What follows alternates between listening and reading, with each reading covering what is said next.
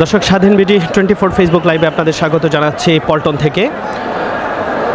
দর্শক, মজলুম জননেতা এটিএম আজহারুল ইসলামের নিঃশর্ত মুক্তিতে বাংলাদেশ জামাত ইসলামীর ঢাকা মহানগরী দক্ষিণ কর্তৃক আজকে কর্মীদের ঢল। দর্শক, ঠিক এই মুহূর্তে মঞ্চে উপস্থিত হয়েছেন ডক্টর শফিকুর রহমান।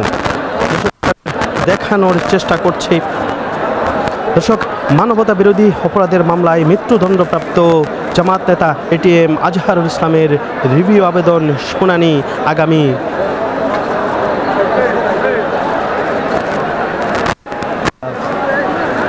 20 ফেব্রুয়ারি।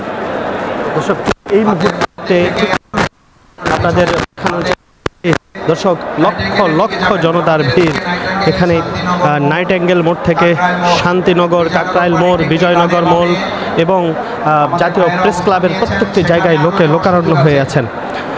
দর্শক, আপনারা দেখছেন স্বাধীন বিডি 24 ফেসবুক লাইভ। এই মুহূর্তে আপনাদের দেখানোর চেষ্টা করছি।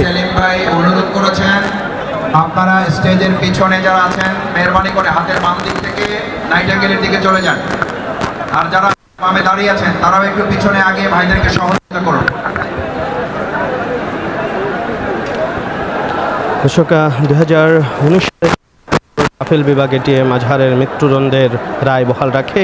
এর আগে 2014 সালের 30 ডিসেম্বর আন্তর্জাতিক অপরাধ ট্রাইব্যুনাল তাকে মৃত্যুদণ্ড দেন। দর্শক, মুক্তিযুদ্ধের সময় রংপুর অঞ্চলে গণহত্যা, অপহরণ, ধর্ষণ, নির্যাতন সহ মানবতা বিরোধীর বিভিন্ন অপরাধের অভিযোগে ডক্টর এটিএম আজহারকে মৃত্যুদণ্ড দিয়েছিলেন।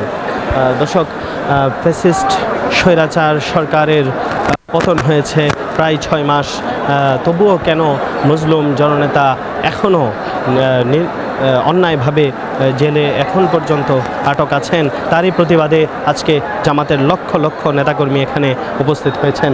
দর্শক, আপনারা দেখছেন স্বাধীন বিডি 24 ফেসবুক লাইভ। যুক্ত ছিলাম পল্টন ময়দান থেকে। আপনাদের দেখানোর চেষ্টা করছি সুশৃঙ্খলভাবে একটি সমাবেশের চিত্র। বাংলাদেশ জামাত ইসলামী ঢাকা মহানগর দক্ষিণ কর্তৃক যেই মহাসমাবেশ, সেই সমাবেশ থেকে সরাসরি আপনাদের দেখানোর চেষ্টা করছি।